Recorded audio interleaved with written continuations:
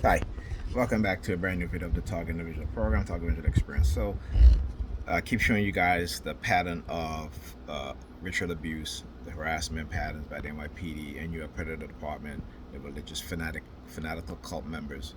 And so, they when they try to condition me a certain way, particularly with Pam and trying to be her servant or what have you, it's all part of the curse of persuasion program tactics and methods, right? You guys can go read about it, right?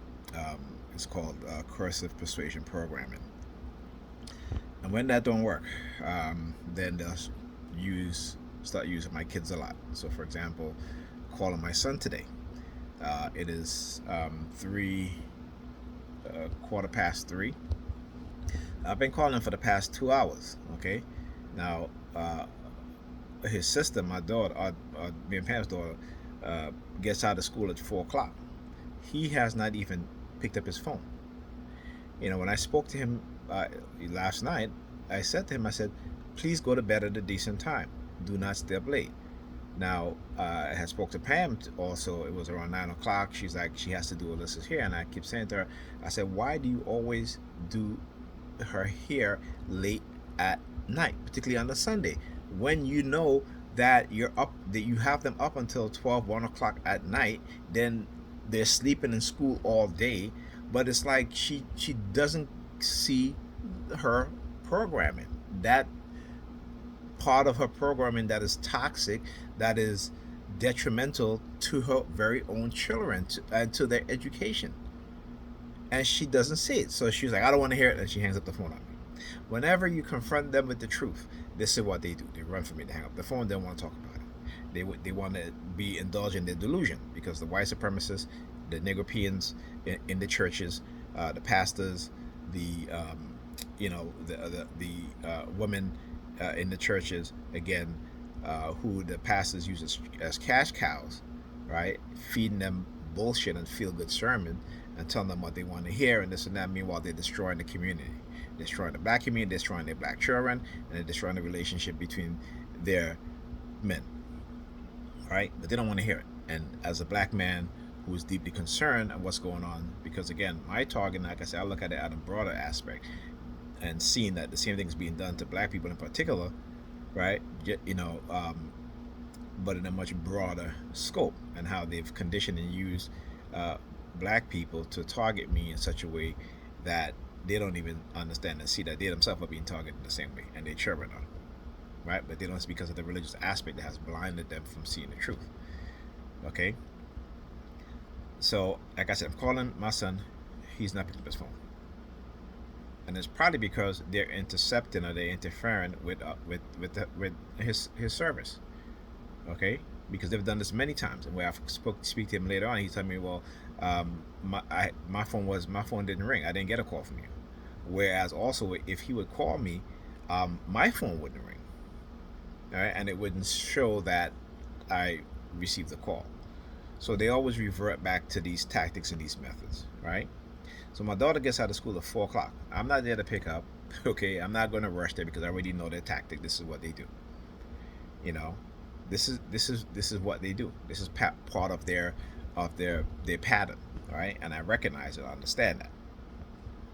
So earlier on, they keep sending the subliminal message about sex trafficking and all that stuff to try to get me razzle that, oh, my daughter and this and that, such and such, my kids and such, right? I understand how they do these things through manipulation.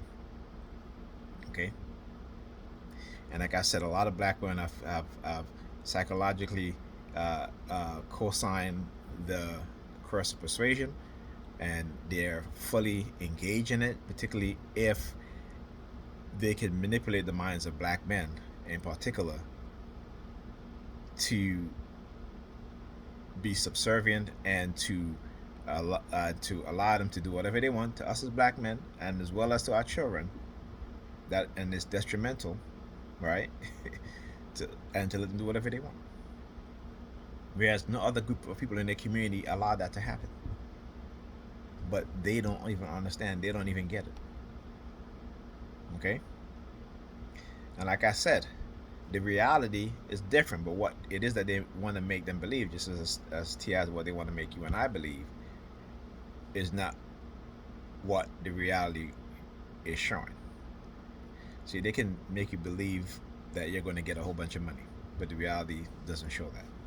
They can make it tell you that, oh, you're so blessed, right? While they're destroying your health, right? While you're on disability, right? While they're disabling you, but you are blessed because you received disability. How is that, right? When the vast majority of TI would rather have be would have a job because it pays more, right? But they don't want that. Again, it's a narrative they keep repeating, the lies, the deception over and over again. And the religious fanatics out there or within your own family, they believe it. They wholeheartedly believe it and bought into it. And with the aid of technology, particularly silent sound spectrum, they can solidify these belief systems, right? Because particularly when it comes to black people, the most highly religious people in America, right? We're more religious than we are fact-based, we are reality-based, scientific-based. We are more religious. Okay, and your very own Bible will tell you that my people are destroyed for lack of knowledge, for they have become too religious and too superstitious. It's in your Bible. Again, I'm gonna keep saying it because it's in the Bible.